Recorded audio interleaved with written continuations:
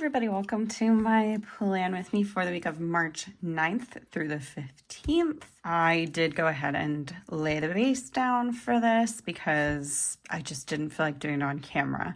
So I used a combination of rose gold and light green foil. Most of it's from Planet Hannah.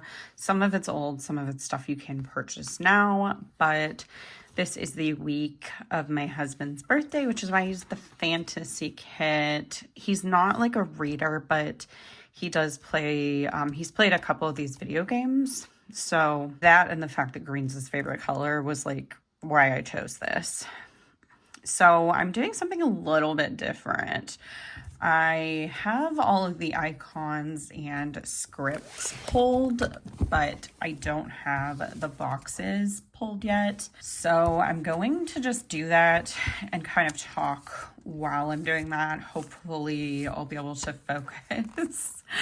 But I did kind of want to talk through a health update in addition to the fact that I went to a concert this week, and since I did not do a talk through for the base, I thought this would be the best way. Anyway, I will go ahead and start pulling boxes. So looks like this week I am color blocking. It's kind of hard to tell with the overlays on the headers, but it looks like I did choose to color block. So for that, I don't typically, at least not anymore, color block the icons because that just is too much work for my brain.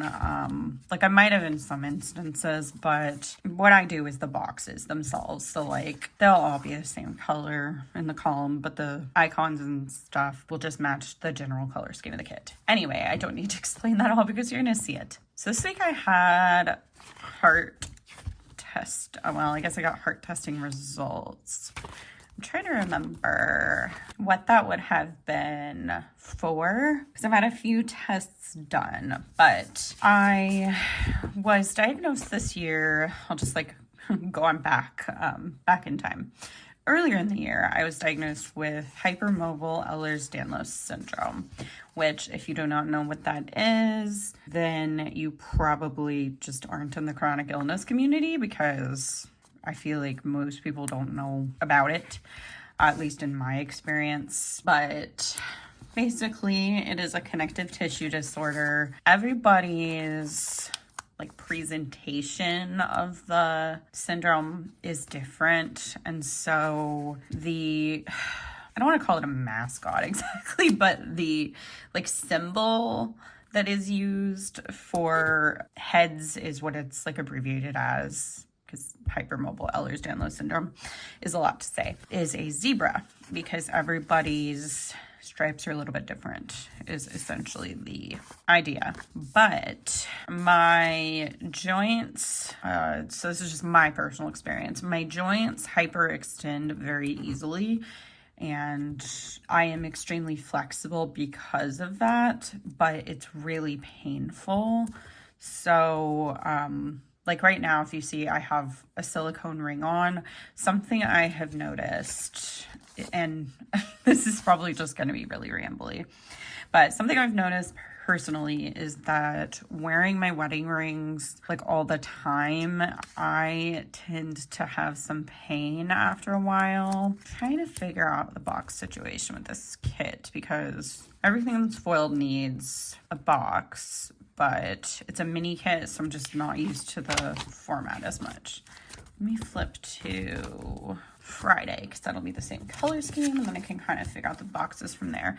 But I forgot where I was in talking. So I have a lot of joint pain. The worst for me is my like left shoulder and back. I also have like spinal pain because I have scoliosis. I've had a ton of sprained and strained ankles, which I now know is because of my hypermobility. I have rolled my ankles like from literally just walking on flat ground, but I got called clumsy for years, and now we know why. It's not my fault. So it's been an emotional thing to be diagnosed though, because it is a chronic condition that has like no cure and no real definitive treatment. Like there's lifestyle changes, there's physical therapy, which I am currently working on, and kind of just pain management. But you have to manage the disease. It is not anything that can be fixed. So while I did feel some validation from getting the diagnosis, it was also really a lot harder for me to kind of accept and process than I thought it would be. And I'm still dealing with it. Like I still have my bad days where I'm like, this just fucking sucks. Because while it explains a lot of stuff, currently my pain management is really just 8-hour Tylenol, muscle relaxers, and then physical therapy to strengthen my joints. But I can't fully prevent flare-ups. I can't fully predict flare-up, which that's the nature of chronic illness in general. But it's just really frustrating to feel like, okay, I'm doing all the things I should be doing and I'm in pain still. So the winter was really hard for me, and I'm learning that it's fairly common, and it's going to just be something that I have to figure out how to deal with. So I apologize, I'm so scattered with this. I'm all over the place today. But I thought that getting a diagnosis I thought I would feel relieved, but that's not what happened. But because of my pain being worse in the winter, that's part of why I've kind of, I took a step back without really meaning to, from YouTube, from my shop. I've been trying to figure out my health. So hopefully once I kind of get a routine down fully from physical therapy, I'm able to just figure out how to navigate stuff, and next winter will be a little bit easier. But the catch-22 with heads is that I have to make sure I have movement of some sort, like exercise, but I have to find the right amount. And that's going to be different for every person, like what the right amount is. But for me, I tend to overdo it. Like I'll have a good day, and so I'll be like, oh, well, I can do more because I'm having a good day. And then I regret it later because I overdid it. So it's definitely going to be a learning process for me for probably a while, but I guess that's with everything health-wise. So I guess I didn't really talk about the diagnostic process. So I went to my regular primary care doctor and had her assess me for hypermobility, and she said I did not have it. Then I talked to my sister because she is a medical provider and has the condition. So she both knows the diagnostic criteria as a medical provider and knows me. So my sister did just basically test me. She had me do the things they do for diagnosis. And she was like, yeah, you meet diagnostic criteria easily. So that was really frustrating that my primary care doctor did not diagnose me, because I wanted to be referred to a specialist for help with managing the condition, and I was fairly sure I had it. But part of that is just a lack of that being primary care doctors' jobs. That's not something they specialize in, and so she was looking for a very extreme case of it. And I don't want to go into specifics, but it was just, she didn't do the full testing. So I went and I had another appointment with my doctor with my sister there. So my sister went with me to be an advocate for me, because I was afraid if I went back to my doctor and was like, hey, I need a referral for this condition that you said I didn't have, that she wasn't going to give me the referral. So my sister went in and she was able to kind of help me articulate what I needed and got me a referral to a specialist in St. Louis, because that is the closest city to where I live now. It's a couple hours from me, but my doctor did put in the referral, and she did also give me the pain management of like taking Tylenol 8-hour, which is also Tylenol arthritis, and muscle relaxers to kind of help with my pain in the meantime.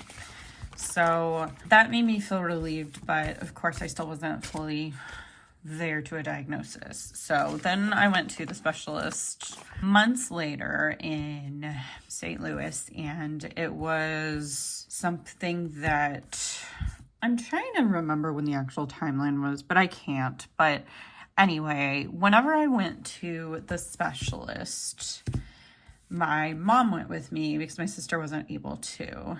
So maybe I need a bigger box for that. This is like challenging. There's enough boxes in this format, but it's just not what I'm used to. So I'm having to kind of figure it out as I go. This day is the hardest since it was or I guess this color is the hardest since I used it for the concert day. So I used more of those. So for that appointment, like I said, my mom went with me. I have had a lot of really bad medical experiences as far as like being gaslit that there's nothing wrong with me, and it's frustrating and discouraging. And sometimes when those types of things happen, instead of speaking up for myself, I just shut down. So I felt like I needed to have someone with me to make sure that like if I did that, there was someone to speak up for me, essentially. So I'm very grateful for my mom going, because I was a little overwhelmed at the appointment. Like, the doctor was really nice and he was validating. He listened to me and he, did the diagnostic criteria like my sister had done, diagnosed me right there. He's like, yeah, you definitely have it. He said, welcome to the club, because he also has hypermobility. But I guess what I forgot to mention was the hardest part of getting diagnosed for this condition was figuring out what specialist to go to. So I initially went to my primary care doctor. She referred me to a chiropractor in like the town right next to where I live. So I went to the chiropractor and he said, you do have some hypermobile joints, but I am not like qualified to diagnose you with this condition. And so then he was actually the one that's coming back to me that referred me to St. Louis. And I double checked a couple times before the appointment. Like when I set an appointment with that office, I said, I want to make sure, because I live a couple hours away, that this doctor does assess people for hypermobile Ehlers-Danlos. And so they told me yes, but I was still kind of going into the appointment thinking, well, they might not, because like I said, I've just had bad medical experiences in the past. But luckily that was not the case, and he did diagnose me. So that was another reason why I wanted someone with me, because it gets exhausting self-advocating. Okay, I think that's all the boxes. Yeah. Perfect. Now I can start putting them in the planner.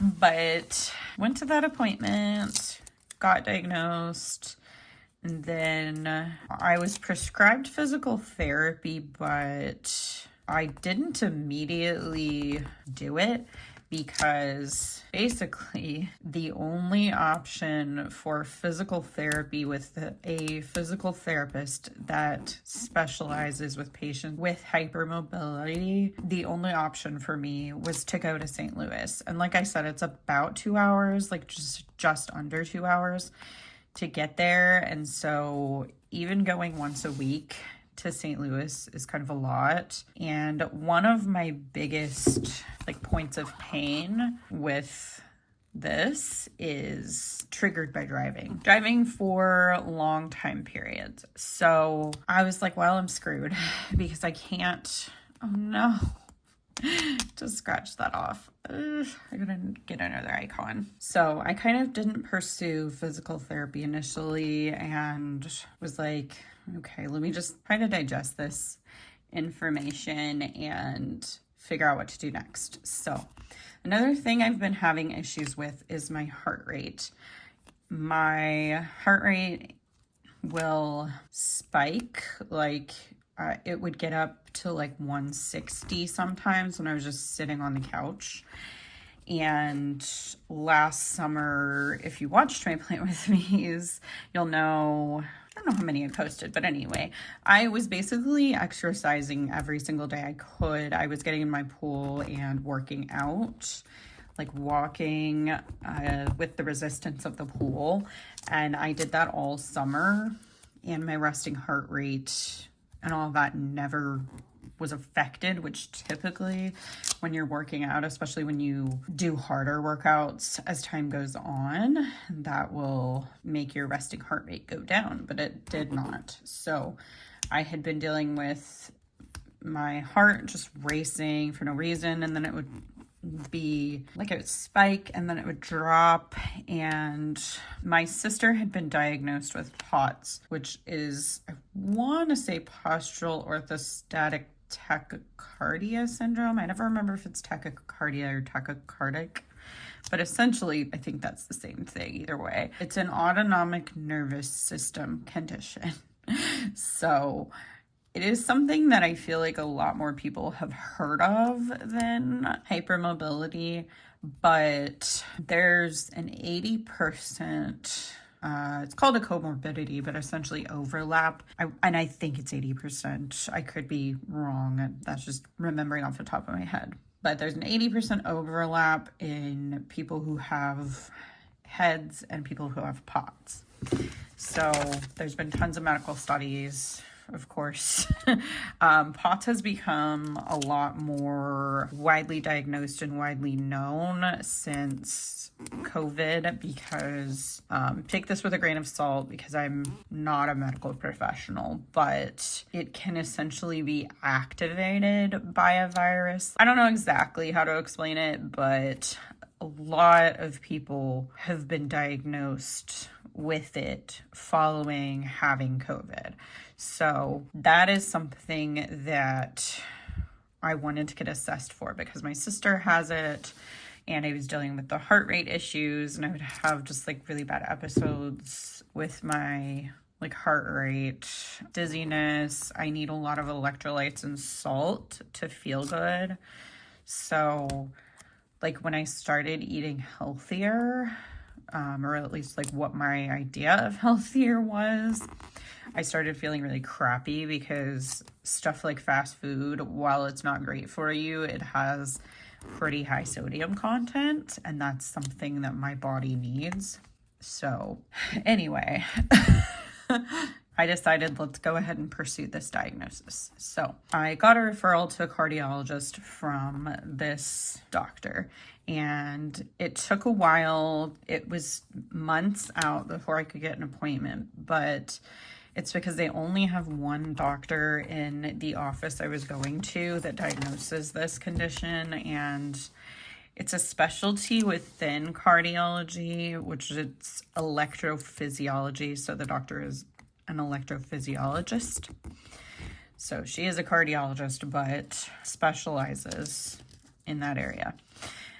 So I waited for months for that appointment. I actually got called for jury duty on that day, which was my birthday as well, that I was seeing that doctor for the first time. And thankfully they excused me. I just submitted, showed them that I had the appointment and let them know, hey, I've been waiting for months for this appointment, and they excused me. So that was a relief, but it was a very stressful day when I first got the summons.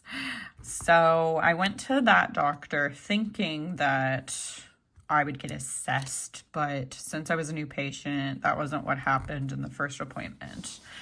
This one, Brian went with me too, and it was because my mom was busy that day, so he took off work and brought me, and this, was again in St. Louis. This appointment was a little bit closer to my house because it was on the south side, but still a bit of a drive. So we went, and the doctor talked about how, based on my symptoms and my past history of having COVID, at least 4 times, possibly 5, I can't remember at this point, she said it was likely that I have POTS, but in order to do a diagnosis, they need to rule out any structural heart issues. So I had to do a couple different things. I did a heart monitor test where I was supposed to wear this heart rate monitor for a month, but my doctor told me because I have like a skin allergy to a lot of medical adhesives, she said they were looking for like a good 10 to 14 days if possible, and if I needed to take the monitor off after that, I could, because it was like a sticky thing, which I had to take it off after 2 weeks, which it was rough keeping it on that long. It was so itchy. But we did that test, and then that one came back with normal results. And then I had an electrocardiogram, so like a heart sonogram, to test the structure of my heart and make sure everything was okay there. So that imaging was also normal. So after that point, I did schedule a tilt table test, which from what I had done as far as research, from what I understand, that is not the normal standard of care for testing for POTS anymore. But I asked my doctor and she said that's how they do it at that office. And since I have limited options because I have to go to the healthcare providers that are available to me, I was just like, okay, well, we'll schedule it. It was expensive and it was miserable.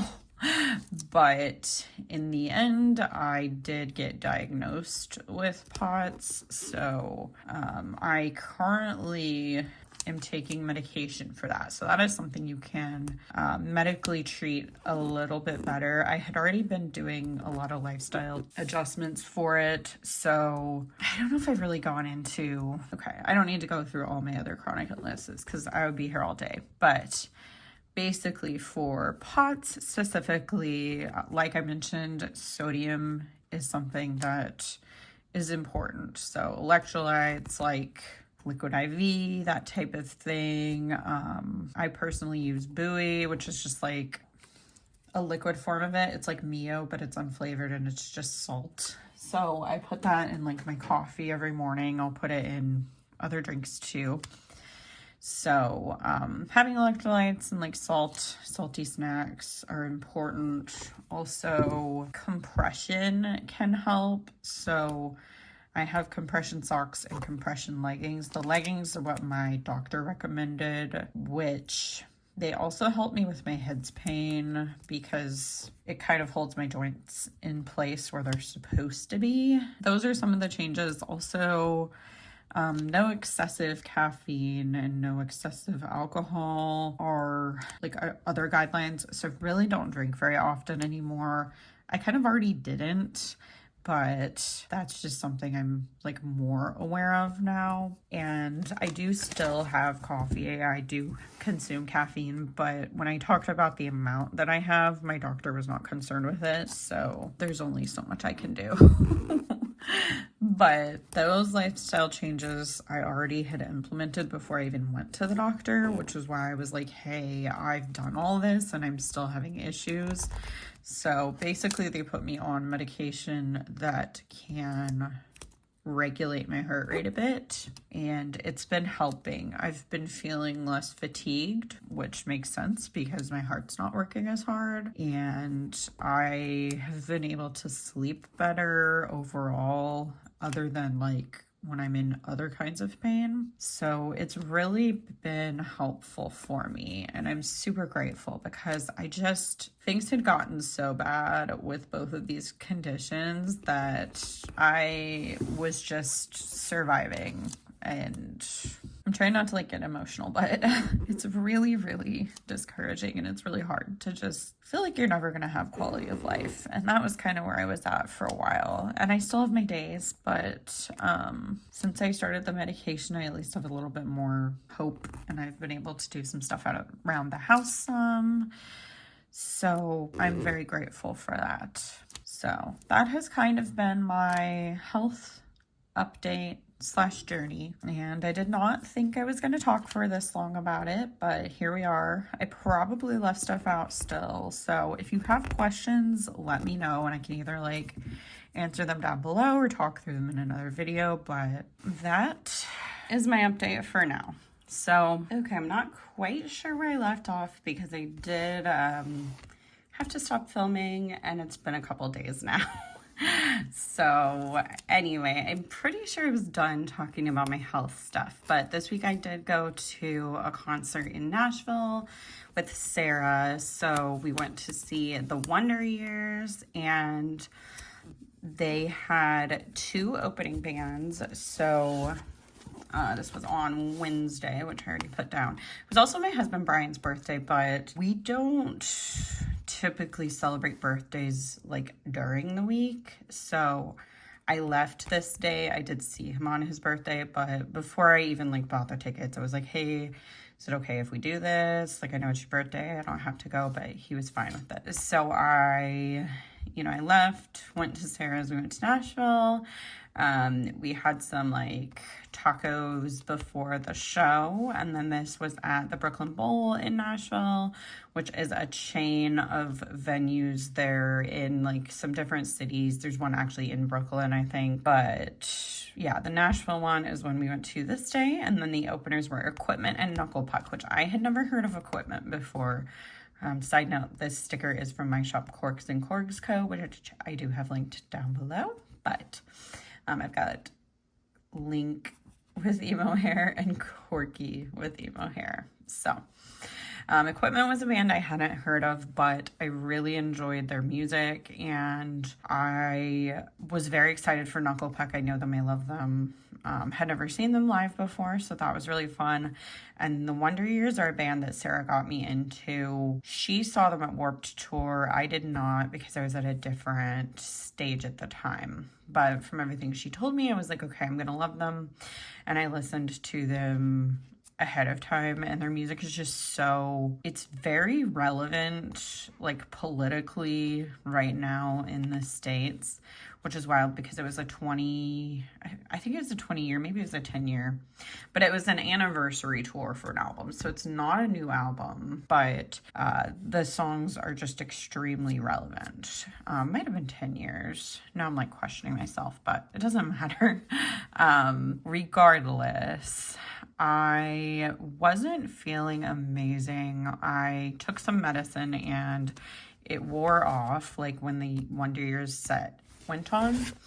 And so I started feeling really bad with my chronic pain, and just my back was really bothering me. So I had to separate from Sarah, and I went and just like, I was standing against the wall, but then there were some people that were sitting on the ground. So I actually sat next to them because that was really what my body needed at the time. And there were no seats or anything. So I did that. And then I still enjoyed this set, but I didn't know like the second set of music. I didn't know every single song by the Wonder Years because I knew the album they were playing really well. But the second set, they were switching up what songs they played at each show. It was not the same, so I wasn't able to like fully know what music was going to play. So anyway, I decided to go to the merch stands, and there was no line. So I went and I got a Knuckle Puck t-shirt. And then I got, I think it was just 2 records from Equipment. And then they had, I want to say I got a sticker, but maybe, I can't remember. I think they had like free stickers or something. But I probably already put it in my journal if I got one. It's been a little bit, so I can't completely remember. But they were fun. They were really nice. They have been doing a lot of touring with a lot of different bands, and they just had some new music that came out. So I just pre-ordered a vinyl for Equipment. So clearly they left an impression on me. But all in all, it was a really good show. My body just was done with me. But we had a good time, and then we just got takeout in the hotel because we were tired. Sarah, I don't know when she had been up, but I know she got up earlier than I did, so it was just a long day because she drove us to Nashville too. I was too anxious to drive because well, one, her car is more reliable than mine, but also just the last time we were in Nashville, I crashed my car. So yeah, but we were safe. No incident as far as travel. So yeah, we made it back safely. The rest of the week really wasn't very eventful, which is why I decided to do my health update in this video, because I figured I wasn't going to have a ton to talk about otherwise. But we did hang out with Brian's family this Sunday. It wasn't for Brian's birthday. It was actually to celebrate his grandma's birthday a little bit early because her birthday is the 19th. And she was turning 90. So we had like a meal planned with all the family and a couple of her friends. So we did go to Illinois to celebrate that. And then we went back for like a little after party to the in-laws' house because they were throwing it. And we ended up staying because we wanted to like play games, but because we stayed for a little bit longer, like everybody else kind of went home because there were going to be storms. We did get caught in a tornado warning, so we kind of expected this, but we had to grab the dogs and everything and get down stairs. They do have like their laundry room is in the basement, so we were all like in the laundry room together. And Brian's brother and his wife were also there. They had come in from Cincinnati for this like birthday meal, so we were all like crammed in there, the 6 of us and our 4 dogs. But we had a good time overall, spending time with family. And then Brian and I got back home, and because our cars have garage door openers in them, we almost never use our house keys. And I didn't take my house key because I wasn't driving, and my keys are all in one key ring, but I was like, I don't need it. Brian's car key is not on the same ring as his house key, apparently. So we got back to our house and the power was out, and therefore we were locked out. So I was like freaking out, which his parents have a spare key, but they're like over an hour away from us. So they were going to have to like meet us or something. And then when we were trying to figure it out, the power came back on and we were able to use the garage door opener. Thank goodness. But I was just beside myself. I was like, are you kidding me? We got all the way home in the storm junk, and there were like limbs we had to dodge, and then we had no power. But yeah, it worked out. It was not for a very long time period. But anyway, that is my weekend full for March 9th through the 15th. So if you liked this video, give it a thumbs up, subscribe if you haven't already, and I will see you in the next video. Bye.